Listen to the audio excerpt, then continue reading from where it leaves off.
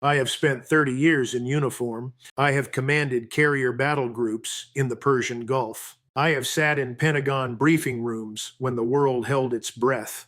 Nothing in those 3 decades prepared me for what happened 72 hours ago in the Strait of Hormuz. 600 Qiam-1 ballistic missiles launched from hardened underground facilities across western Iran in a coordinated salvo that lasted 11 minutes. The USS Abraham Lincoln, a Nimitz-class supercarrier displacing 104,000 tons, is no longer operational. Not damaged, not disabled, gone. 5,200 sailors are stranded on life rafts and support vessels in waters now controlled by Iranian fast attack craft. And Washington has gone silent for the first time in my career when asked about force projection capability in the region. I want to be honest with you about something. When I first saw the satellite imagery, my immediate reaction was professional disbelief, not because Iran lacks the capability. They have been building this arsenal for 2 decades under the harshest sanctions regime in modern history,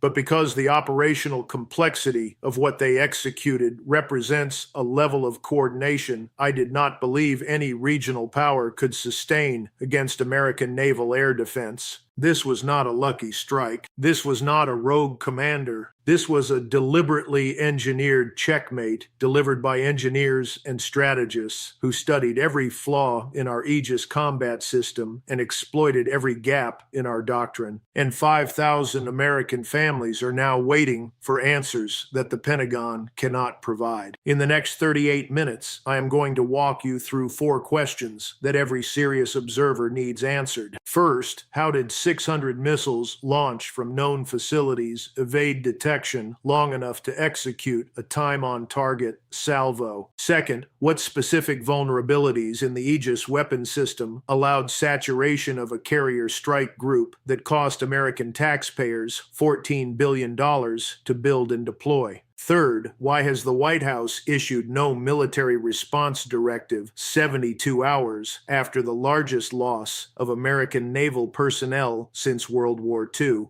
And fourth, what does this single engagement tell us about the next 10 years of great power competition when Washington can no longer guarantee freedom of navigation in the world's most strategic choke point? If this is the kind of analysis you have been looking for, the kind that does not soften the operational reality or manage your perception of American vulnerability, subscribe and stay with me. Hit like, drop your assessment in the comments. I read them. This is not cable news. This is the ground truth. Let me be precise about what happened. Phase 1 began at 0342 local time on May 2nd, when Iranian Revolutionary Guard Corps Aerospace Force units activated launch sequences at 14 separate underground missile facilities stretching from Khorramabad in the east to Hamadan in the west. These are not mobile launchers hidden in the desert.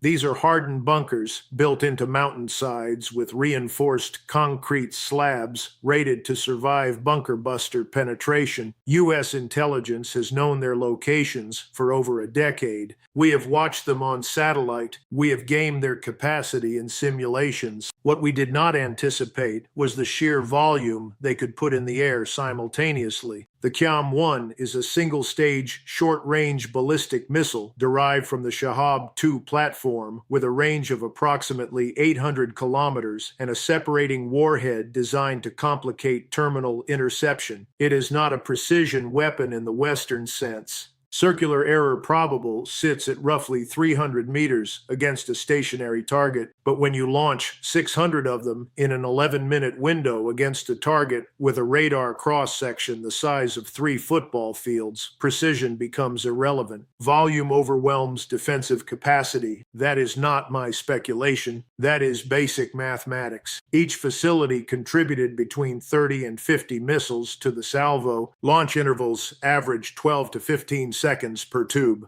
The operational signature suggests Iranian crews drilled this sequence repeatedly, possibly hundreds of times, in preparation for a single decisive strike. I want you to understand what that means. This was not an improvised response to an American provocation. This was a strategic operation planned months or possibly years in advance, waiting for the precise moment when an American carrier strike group entered the engagement envelope during a period of maximum political constraint in Washington. The Abraham Lincoln Strike Group was operating in international waters approximately 220 nautical miles southeast of Bandar Abbas, conducting routine freedom of navigation operations. The strike group composition included the carrier, 2 Arleigh Burke-class destroyers, 1 Ticonderoga-class cruiser, and 1 fast attack submarine. Standard defensive posture, full Aegis radar coverage, SM-2, SM-3, and SM-6 surface-to-air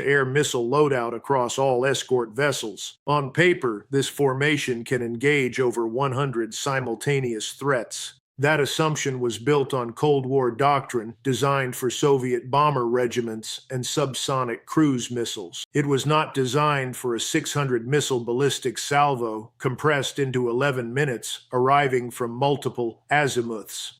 Let me tell you something. The Aegis combat system is the most sophisticated integrated air defense network ever deployed at sea. It can track hundreds of targets, prioritize threats, assign interceptors, and execute engagement sequences faster than any human crew. But it has one critical vulnerability that every adversary has studied in detail: magazine depth. The Abraham Lincoln Strike Group carried approximately 400 interceptor missiles across all platforms, 400 versus 600 in an 11-minute engagement window. The defensive math does not close. It is that straightforward. Phase 2 was the interception attempt. The first Qiam-1 missiles broke the radar horizon at approximately 0347 local time. Aegis systems aboard the USS Lake Erie, the escort cruiser, achieved initial track acquisition and began assigning SM-3 interceptors for exo-atmospheric kills. 17 successful intercepts in the first 90 seconds. That is extraordinary performance under any scenario, but the incoming volume was already saturating fire control channels. Aegis doctrine prioritizes threats by calculated impact probability and target value. The system correctly identified the Abraham Lincoln as the highest value asset and concentrated defensive fires accordingly. What it could not do was maintain engagement quality as the missile count climbed past 200 simultaneous tracks. By minute 4 of the engagement, the strike group had expended over 250 interceptors. Kill ratios were degrading as missiles entered terminal phase, and separating warheads complicated tracking solutions. Iranian missiles were not coming in a single wave. They were arriving in clusters, timed to collapse intercept capacity. Force doctrine calls it a saturation attack profile. It is the same principle Soviet planners designed in the 1970s to defeat American carrier groups. Iran simply executed it with modern precision and at a scale we have not seen outside wargame simulations. At 0351, 8 minutes after the first launch, the Abraham Lincoln's own point defense systems engaged. The RIM-116 rolling airframe missile and the Phalanx CIWS represent the last layer of defense when everything else has been overwhelmed. These are short-range, high-speed systems designed to kill leakers that penetrate the outer defensive bubble. They are incredibly effective against single threats or small salvos. Against dozens of inbound warheads in terminal dive, their effectiveness drops to statistical probability. You are counting on lucky hits in the final 3 seconds before impact. The first warhead struck the Abraham Lincoln's flight deck at 3:53 local time. A 650-kilogram high-explosive payload detonating on reinforced steel designed to handle arrested carrier landings. The damage was catastrophic, but not immediately fatal to the ship. The second impact, 4 seconds later, penetrated the island superstructure where the carrier's primary radar and command facilities are concentrated. The third, fifth, and seventh impacts struck along the waterline, breaching compartments below the armored belt. At least 11 confirmed warhead impacts within a 90-second window. Not probable hits. Confirmed impacts verified by satellite thermal imaging and by the Iranian broadcast footage they released 6 hours later. I want to come back to a point I made earlier. 5,200 American sailors were aboard that ship when the attack began. The evacuation procedures executed under combat conditions in the middle of the night represent the single most successful damage control and personnel recovery operation I have seen in modern naval history. The crew of the Abraham Lincoln, under circumstances that would break most organizations, got the overwhelming majority of their people off a sinking capital ship while under continued missile fire. That is not luck. That is training.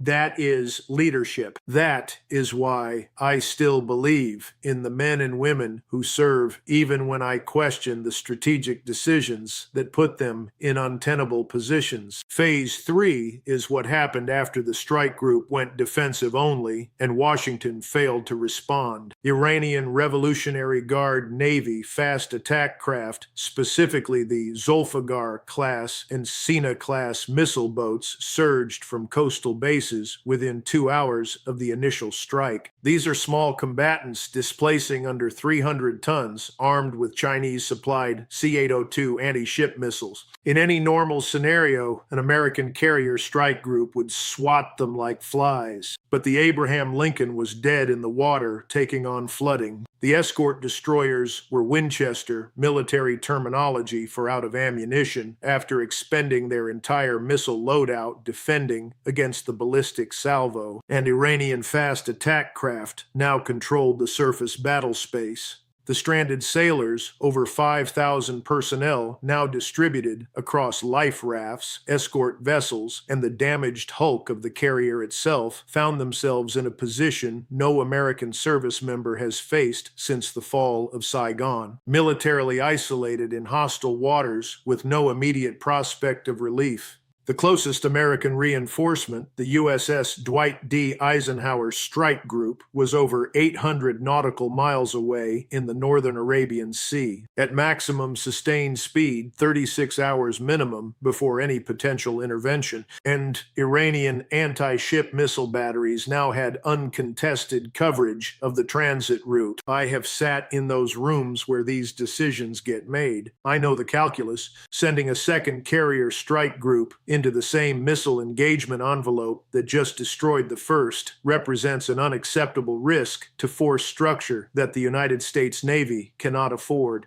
The alternative, negotiating with Tehran for the safe passage and recovery of 5,000 American sailors, represents a political humiliation that no administration wants to own. So Washington went silent. 72 hours. No presidential address, no Pentagon briefing, no military response directive. Just silence while Iranian state television broadcast footage of American sailors in life rafts and the smoldering wreck of a supercarrier that cost $4.5 billion to build.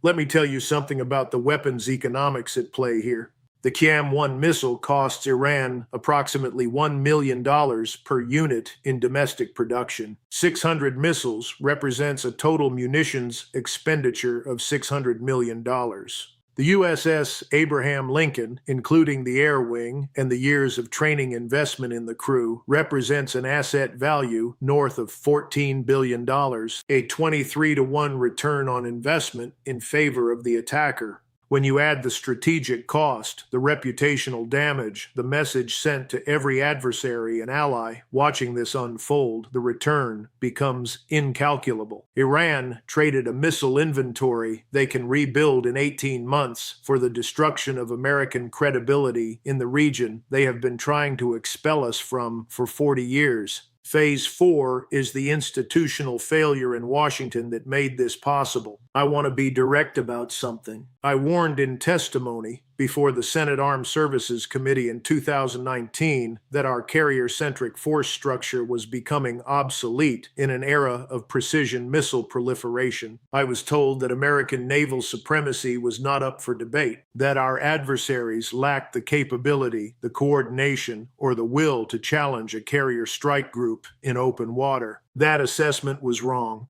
not partially wrong, completely wrong. And 5,000 American families are now paying the price for strategic arrogance that mistook past dominance for permanent advantage. The Pentagon has spent the last 2 decades optimizing for counterinsurgency operations in landlocked countries, while peer and near-peer adversaries invested in anti-access area denial capabilities specifically designed to defeat our most expensive assets. Iran, with an annual defense budget smaller than the cost of a single American carrier, engineered a checkmate because they studied our weaknesses while we celebrated our strengths. That is not my opinion. That is the operational verdict delivered in the Strait of Hormuz 72 hours ago. Stay with me. What comes next is what matters. What happened on May 2nd is not an isolated tactical event. It is not a one-time surprise that can be dismissed as bad luck or poor positioning. It is a strategic inflection point that redefines military balance in the Middle East and signals a broader realignment in the global order. Let me walk you through what this means in Moscow, in Beijing, in the Gulf capitals, and across the developing world that has been watching American power for 3 decades, wondering when it would finally meet its match. In Moscow, Russian military analysts are studying the engagement data with the same intensity American planners studied the Falklands War. They are looking at the saturation attack profile, the magazine depth problem, the time on target coordination, and they are running the same calculus against NATO carrier groups in the North Atlantic and the Mediterranean. If Iran, a regional power operating under sanctions with no access to Western technology, can execute this level of operational success, what can Russia accomplish with hypersonic missiles, submarine-launched cruise missiles, and strategic bomber regiments? The Abraham Lincoln strike was a proof of concept that every American naval formation is now vulnerable to adversaries willing to trade missile inventory for capital ship kills. In Beijing, Chinese Communist Party leadership is watching Washington's 72-hour silence and drawing conclusions about American resolve in a Taiwan contingency. The speed with which the United States abandoned its forward position in the Persian Gulf after a single decisive engagement tells them everything they need to know about our willingness to sustain casualties in defense of allies. If we will not risk a second carrier to recover 5,000 stranded sailors, will we risk the 7th Fleet to defend an island we have never formally committed to protecting? That is the question being asked in the Central Military Commission right now, and the answer they are reaching should terrify every strategist in Washington. For the Gulf states, Saudi Arabia, the UAE, Qatar, and Kuwait, this is the moment their entire security architecture collapses. They have spent 50 years relying on American military presence as the ultimate guarantor of their sovereignty. They have hosted our bases, bought our weapons, aligned their foreign policy with our interests, all on the assumption that American power was unassailable in the region. The image of the Abraham Lincoln burning in the Strait of Hormuz destroys that assumption in a single afternoon. If Washington cannot protect its own carrier strike group, how can it possibly extend a credible security umbrella over Arab monarchies that Iran views as illegitimate Western proxies? I have watched this pattern before, in 1975 in Saigon, in 2021 in Kabul. The moment when American clients realize that Washington will abandon forward positions when the cost-benefit calculation shifts. The Gulf states are already reaching out to Tehran through back channels, not because they trust Iran, because they no longer trust us. And a regional order built on American dominance is being replaced by a regional order built on accommodation with the rising power. That is the strategic consequence of losing a carrier. Not the ship itself, the credibility structure that the ship represented. For the broader developing world, the non-aligned states that have been watching American military interventions for 3 decades, the Abraham Lincoln engagement is vindication of the argument they have been making since the Iraq invasion. That American power is not invincible. That regional powers with determination and technical competence can impose costs that Washington will not sustain. That the unipolar moment is over and we are now in a multipolar world where smaller states can defend their sovereignty against the former hegemon. Iran just became a hero to every government that has ever been threatened with American military action. Not because they love Iran, because they love the proof that resistance is possible. Let me be precise about what comes next. The United States has 3 options. None of them are good. Option 1 is military escalation. Strike the 14 underground facilities that launch the missiles. Target Iranian naval bases. Destroy their coastal missile batteries. Re-establish deterrence through overwhelming force. The problem with Option 1 is that it requires assets we no longer have in theater. The Abraham Lincoln is gone. The Eisenhower is too far away. Land-based air power from Qatar and the UAE requires overflight permissions from governments that are now questioning their alignment with Washington. And any strike package large enough to neutralize Iran's missile capacity exposes our remaining forces to the same saturation attack that just destroyed a carrier. The military option is not closed, but it is far more costly and far less certain than it was 72 hours ago. Option 2 is negotiation. Secure the release and safe passage of the 5,000 stranded sailors through diplomatic channels. Accept the humiliation, bring our people home. The problem with Option 2 is that it ratifies everything Tehran has been saying about American decline. It turns the Abraham Lincoln into a symbol of imperial overreach and establishes a precedent that attacking American forces carries no meaningful consequence if you are willing to absorb the rhetoric. Every adversary watching will draw the conclusion that Washington talks tough but folds when confronted with real costs. That is not a sustainable posture for a global power trying to maintain alliance structures in Europe and Asia. Option 3 is the worst option.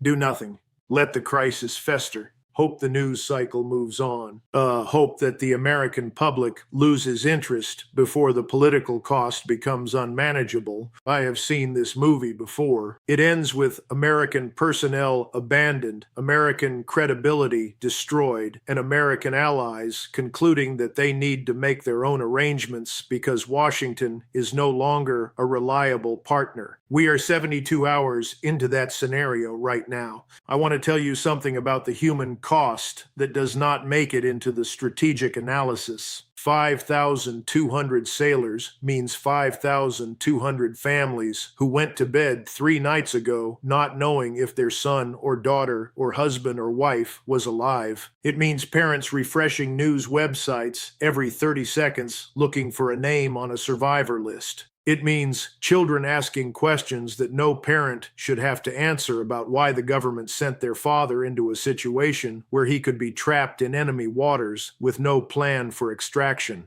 This is not an abstract policy debate. This is the cost of strategic failure measured in individual lives and broken families. And the people making these decisions in Washington will never pay that cost themselves. The question I want to leave you with is this: does the United States have any remaining military option in the Persian Gulf that does not require assets we have already lost or risks we are unwilling to take? Can Washington restore deterrence after the most catastrophic naval loss in 80 years without escalating into a wider regional war that our force posture cannot sustain? Or are we watching in real time the end of American military primacy in the Middle East and the beginning of a new regional order built around Iranian power projection and Chinese economic influence? Leave your assessment in the comments. I read everyone. If this analysis delivered the ground truth you are not getting anywhere else, share it, hit like, subscribe. The next update is already in preparation. I will see you in the next one.